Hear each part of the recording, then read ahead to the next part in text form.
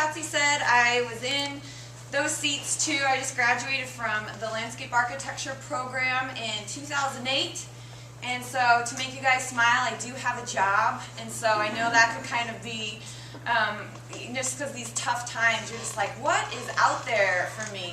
We're learning such great things in this program, and I know that's what I was thinking of in 2008 when I was graduating. Really liked all the classes I was going to, learning a lot of great stuff, and then the economy's at a standstill, and that could kind of be disheartening. But what I love about this topic is that we're talking about the future, and so that's really good. And I Googled vegetation plus future, and that's what I came up with. So I don't really know what that is, but it looked kind of funny. It looks like an eyeball with like a plant or something. And so first I'm going to talk a little bit about the Local Government Commission. Has anyone heard of the Local Government Commission? Anyone? Oh, a couple hands. Oh, that's great. Well, it was started by Judy Corbett, who is a resident of Davis, and she was a co-developer and designer of Village Homes. Have you guys heard of Village Homes? All right, we got some head nods. No one's really putting the hands up. We got head nods. Oh, there we go. Yeah. So, and I remember being in Steve Greco's class the first time I heard about Village Homes.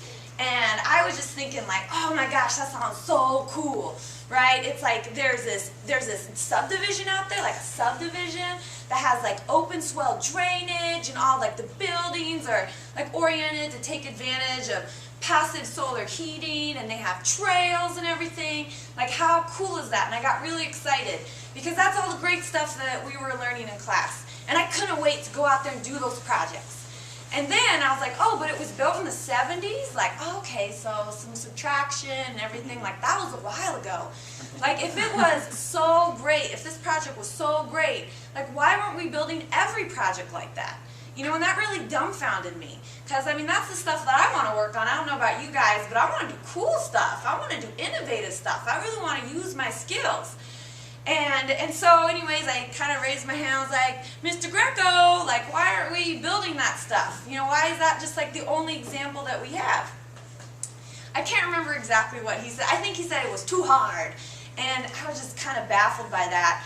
And later on, I was able, when I started working at the Local Government Commission with Judy Corbett, we were on a long car ride, and so I asked her, like, why did you never build another Village Homes? And that's what she said too. She's like, you know what, Laura, it was too hard. It was too hard for us to build Village Homes.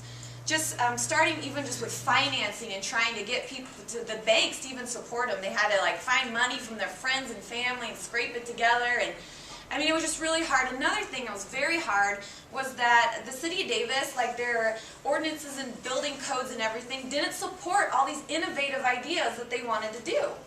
And so they had to go to every council meeting, every this, and they had to really fight for their project. Which when you compare it to other projects, it was just a little bit too much fighting and a little bit too much of their time. So the only way that they ever were able to build that project, Judy said, is that they had an advocate on their city council that said, grant them their variances, this is a good project, we need to see it built. And hence, she started the Local Government Commission because she really believed that the local electeds have power in making sure that those projects and the skills that you guys are going to be bringing to society at large are actually captured, and that those projects are built. And so that's why I was really inspired by that, and I actually took a different path. Obviously, when I graduated, I'm not a practicing landscape architect, but I do use my education every day that I'm at LGC, because that is our mission and our vision, is that we are really out there to support and work with local governments that want to build more sustainable, walkable, livable communities.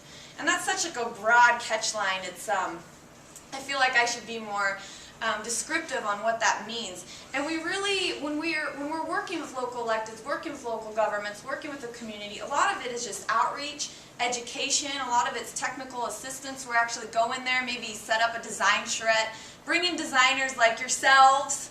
I sometimes get jealous because I have to stand back while they get to do the fun stuff. But I feel good that we're actually in the groundwork to have people come in and work with communities to make them better and more resilient.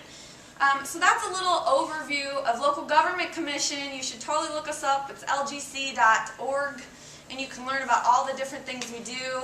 We kind of dibble-dab in everything on water, land use, health, transportation, community design, everything. It's a great resource, so when you guys are doing your school projects or whatnot, if you want to go on there and maybe you'll learn something, I don't know.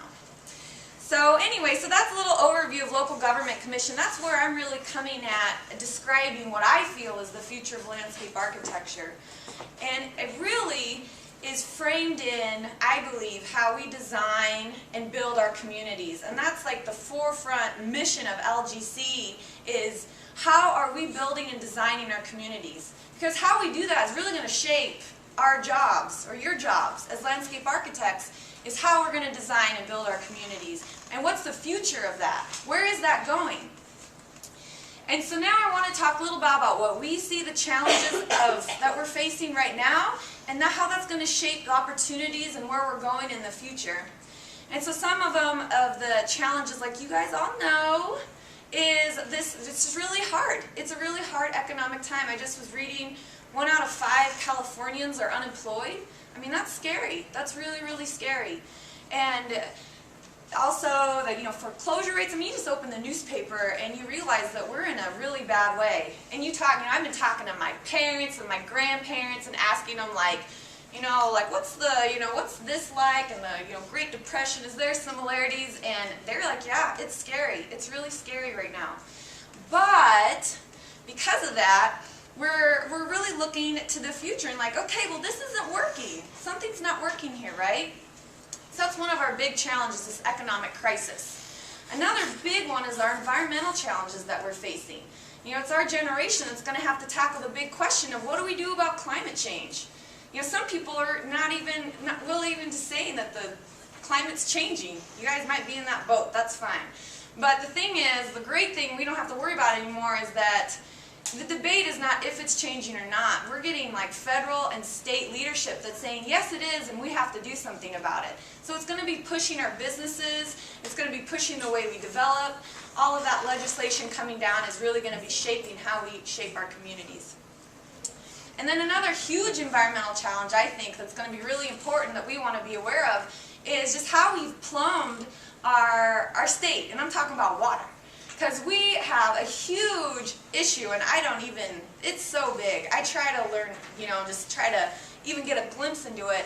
But I just know that we have pushed our delta to the brink of ecological collapse.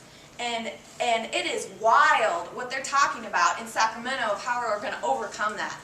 Are we going to build a peripheral canal, go around the thing? Are we going to dig a tunnel under it that goes miles and miles? And I mean, that's pretty wild. That's really, really wild. And landscape architects are going to be involved in that. If they're not, that's silly, because this is really talking about restoring a habitat that's just been used like it was a big pipe or system, but it's not. It's a habitat. It's an area that's very sensitive and fragile, and now we're paying the price because it's collapsing. And we're going to be making big investments as Californians to try to help that out. So we have the economic crisis, we have the environmental crisis, and another crisis, I think, is big time for California and our nation is just a health crisis. And I'm flavoring that a little bit because I am working specifically on a project right now that's really like immersing me in all these statistics about our health right now and how that is affecting our pocketbooks. I believe I just read that California spent like $21.7 billion on health care because of obesity, just because of obesity. I mean, that's pretty wild. And that's people not being able to go to work or they're sick, and there's lots of factors that they look at of why we're spending that much money. And a lot of that's falling onto our businesses that have to cover those medical costs for people who lose out of work or have to go to, for a myriad of reasons. So that's a big issue for us is looking at health. And you're like, well, what does landscape architects got to do with health? And there's a lot. It's a lot. There's a big role to play for landscape architects to get people out there and start biking and walking and being outdoors.